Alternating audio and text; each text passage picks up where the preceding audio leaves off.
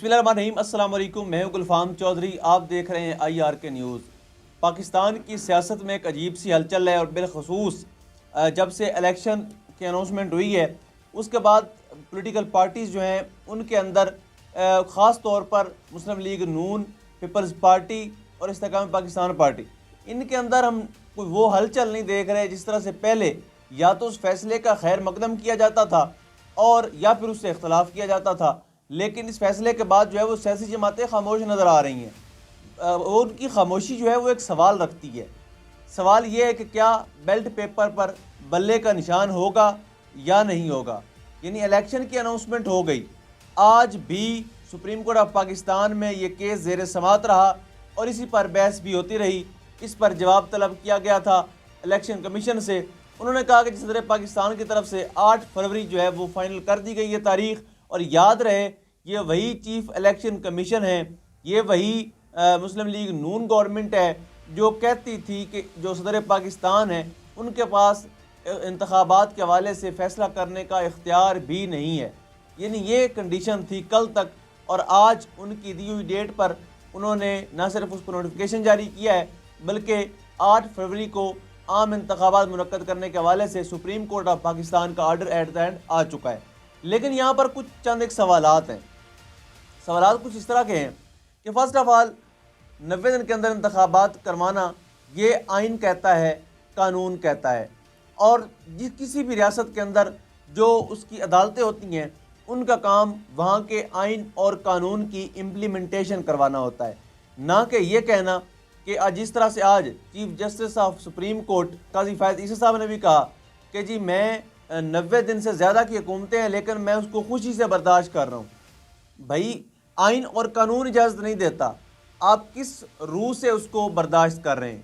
यानी आपके पास केस लगता है पाकिस्तान तहरीक इंसाफ के हवाले से, इलेक्शन के हवाले से, और आप उस पर सवाल करते हैं कि जी सदर अलवी साहब ने कहा है कि इमरान खान मेरा लीडर है।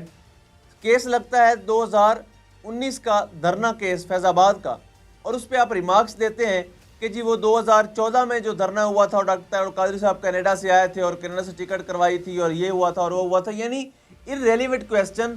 इतने बड़े मनसब पर बैठकर जब आप किसी जिम्मेदारी पर बैठते हैं, इतने बड़े मनसब पर बैठते हैं, तो आपको ज़ाती बुग़्ज़, ज़ाती इनाद, ज़ाती अदावत को बहुत पीछे छोड़ना पड़ता है, क्योंकि जो इज़्ज़त ओहदे की होती है वो उस पर बैठे वो बंदे की नहीं होती, वो उस ओहदे की होती है। चीफ जस्टिस ऑफ पाकिस्तान की अगर रिस्पेक्ट है तो वो उस ओहदे की रिस्पेक्ट है।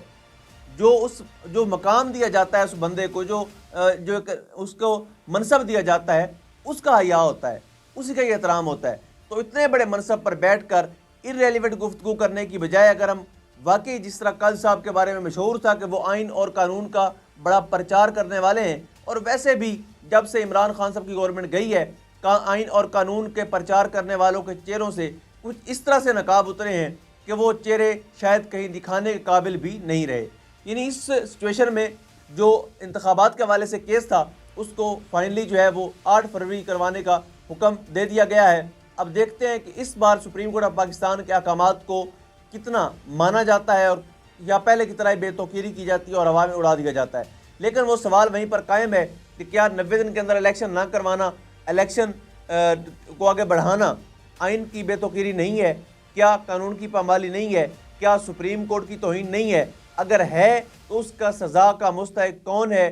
क्या किसी को सज़ा मिलेगी या हमेशा की तरह नज़रिया ज़रूरत इस बार भी जीता नज़र आ रहा है? और लगता यही है कि शायद नज़रिया ज़रूरत इस बार भी जीत जाएगा, क्योंकि जिधर ताकत होती है उधर ही फैसले होते हैं, उन्हीं के घर की ही आइन और कानून बांधी होते हैं, उन्हीं के अहकामात की जो है बजा आवरी होती है, उन्हीं को फैसिलिटेट किया जाता है, उन्हीं को अकोमोडेट किया जाता है। अब इस पे हमने देखना है कि पंजाब और KPK में जो हुकूमत इस वक्त गैर आइनी गैर जमहूरी है, इस पर चीफ जस्टिस ऑफ पाकिस्तान क्या एक्शन लेते हैं? क्या उनको इस चीज़ की करार वाक़ई सज़ा मिलती है जो 90 दिन के लिए केयर टेकर सेटअप आया था और उन्होंने आकर मुकम्मल चीज़ों पर कब्ज़ा किया हुआ है, सरकारी वसाइल पर कब्ज़ा किया हुआ है। आज एक तस्वीर आप स्क्रीन पर देखें, इंतहाई शर्मनाक तस्वीर। निगरान वज़ीर आला मोहसिन नकवी साहब जो कब्रिस्तान गए अपने ससुर की कब्र पर फातिहा पढ़ने, और वहाँ पर उन्होंने रेड कारपेट डलवाया है। भाई तुम्हारे बाप का पैसा है। यानी इतने बेदरेग इस्तेमाल सरकारी वसाइल का और आवाम के टैक्सों के पैसों का बेदरेग इस्तेमाल, और जिस तरह से उनको इस्तेमाल किया जा रहा है, जिस तरह से उड़ाया जा रहा है, जिस तरह से बजट्स के हवाले से 5 अरब के मनसूबों को 19 अरब तक ले जाया जा रहा है, सवाल ये पैदा होता है कि क्या ये मुल्क हमेशा से इसी की तरह जागीरदारों की, माफियाज की लौंडी बन के रहेगा? क्या इसके तमाम तर वसाइल जो आम आदमी, गरीब आदमी अपने टैक्स के पैसे देकर इन इदारों को पालता है, क्या इन इदारों में बैठे हुए हुक्मरान, क्या इन इदारों के सरबराहान इसी तरह से अवाम के टैक्स के पैसे की बेतौकीरी करते रहेंगे? क्या इसी तरह से अवाम के वसाइल पर कब्जा होता रहेगा? क्या इसी तरह से निगरान वज़ीर आला, रेड कारपेट बिछाया गया है, उन्होंने जाना था कब्रिस्तान फातिहा पढ़ने के लिए, ये हाल हो गया है। यानी पंजाब की बहुत से निगरान सेटअप हमने देखे हैं, लेकिन जिस तरह से जो शर्मनाक किरदार मोहसिन नकवी गवर्नमेंट ने किया है, अब देखें पंजाब में सफाकियत, पंजाब में दरिंदगी, पंजाब में बेजा जो रेड हुए, बेजा चादर चार दीवारी का तकद्दुस पामाल हुआ, हज़रत अल्लामा इकबाल रहमतुल्लाह ताला अलैह के घर पर जो रेड किया गया, जिस तरह से बदतमीज़ी की गई, यानी जिस तरह पूरे पंजाब, पूरे पाकिस्तान की सिचुएशन आपके सामने, ख़ास तौर पर पंजाब पुलिस जिसके ऊपर पहले ही एक दब्बा था, पहले ही वो सियासी खिदमात सर अंजाम देने में माहिर थे, मज़ीद आकर मोहसिन नकवी ने जिस तरह से पंजाब हुकूमत के वसाइल को इस्तेमाल किया है, और अब कब्रिस्तान जाने के लिए भी साहब को रेड कारपेट जो है वो चाहिए था। और अब सवाल पैदा होता है कि ये किसका पैसा, इसी अवाम का पैसा, गरीब अवाम के टैक्स का पैसा था, लेकिन उनको बाप की जागीर समझ कर इस्तेमाल करने वाले ये माफियाज, इनको कोई पूछेगा या नहीं पूछेगा? कि ये तो खैर अपने केस ख़त्म करवाने आए थे, केस ख़त्म हो गए, अदालतों ने कह दिया जनाब, आम ऐलान हो गया कि किसी को कोई रिलीफ चाहिए तो आ जाएं, अदालतें खुली हुई हैं, सस्ता और फौरी इंसाफ। जब बात आती है इमरान खान की तो वहाँ पर कोई रिलीफ नहीं है, वहाँ पर शिकंजा सख्त है। लेकिन जब बात आती है मियाँ बरादरान जरदारी साहब और उनके पूरे हवारियों की, तो वहाँ पर हमें आइन और कानून भी हाथ बांधा खड़ा नजर आता है। साथ हम बात करते हैं कि आज का दिन 3 नवंबर, जब पाकिस्तान के साबिक वज़ीर आज़म इमरान खान पर वज़ीराबाद में गोलियां चलती हैं, उस केस की FIR इस वक्त तक, जब मैं आपसे मुखातिब हूँ, नहीं हुई। यानी आप पाकिस्तान के इस निज़ाम को देख लें कि एक साबिक वज़ीर आज़म, उसके ऊपर गोलियां चलती हैं, हमला होता है, लेकिन इस वक्त तक इस केस की कोई FIR दर्ज नहीं है, बल्कि जो गोलियां चलाने वाला था उसको रिलीज़ कर दिया गया है। उसकी जो पेशियां अदालत में होती हैं वो ऑनलाइन जूम पे हो रही हैं, लेकिन जो जिस पर हमला हुआ था, जिस पर गोलियां चली थी, वो आज भी एक बोगस केस में जेल में पड़े हुए हैं, आज भी ओपन ट्रायल की दरखास्तें कर रहे हैं। अभी इमरान खान साहब ने, उनकी लीगल टीम ने सुप्रीम कोर्ट ऑफ पाकिस्तान से रब्ता किया है कि वो साइफर केस में ज़मानत के हवाले से ज़मानत लेना चाहते हैं। उस हवाले से अपने तहफ़्फ़ुज़ात का भी जो इजहार करेंगे सुप्रीम कोर्ट में, और बताएंगे सारे केस की किस तरह से चल रहा है, और बेवक्त FIR, यानी ये केस, एक मामला जिस तरह से पाकिस्तान के आइन और कानून का जनाजा पाकिस्तान में निकल चुका है। हम देख रहे हैं कि खतीजा शाह केस, जिनको 5 माह पहले के एक ट्वीट के केस में FIA ने जेल से गिरफ्तार कर लिया है। यानी शर्म का मकाम है कि एक खातून को 5-6 माह पुराने ट्वीट को उठाकर दहशतगर्द साबित करने की एक कोशिश की जा रही है पंजाब की हुकूमत की तरफ से, और मुख्तलिफ इदारे जो इस हुकूमत के अंडर आते हैं उनकी तरफ से जिस तरह से भोंडी रखते हो रही हैं, वो इंतहाई शर्मनाक और काबिल अफसोस है। आखिर में हम खबर शामिल करेंगे अरशद शरीफ शहीद के हवाले से।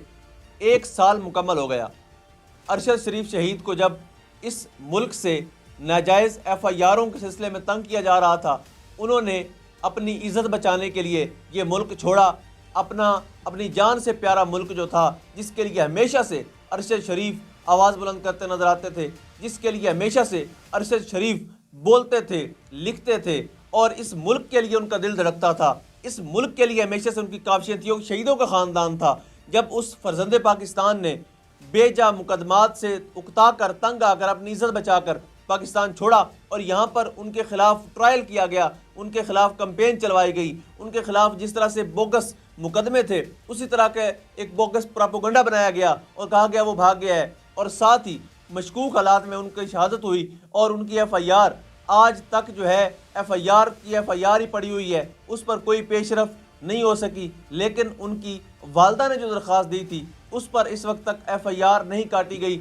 अभी कीनिया में अरशद शरीफ साहब के हवाले से जो हमारी भाभी हैं जवेरिया सिद्दीक साहिबा, उन्होंने जो इस पे केस दायर किया है, पहली समाअत कल हुई है, लेकिन इस वक्त तक पाकिस्तान में सुप्रीम कोर्ट हमें कहीं पर खड़ी नज़र नहीं आती। जस्टिस अता बंदयाल ने 100 मोटो लिया था, और 100 मोटो ऐसे ही था जैसे बस ले लिया और फेंक दिया और फाइलों के अंदर बंद हो गया। आज तक अरशद शरीफ शहीद केस के हवाले से कोई पेशरफ्त नहीं हुई, बल्कि जो JIT की रिपोर्ट थी जिसके अंदर ये निशानदेही कर दी गई थी कि उनके कत्ल के ताने बाने पाकिस्तान में मिलते हैं, उसको भी इस वक्त तक ना पब्लिश किया गया, ना किसी को दिखाया गया, ना उसके ऊपर कोई पेशरफ्त हुई।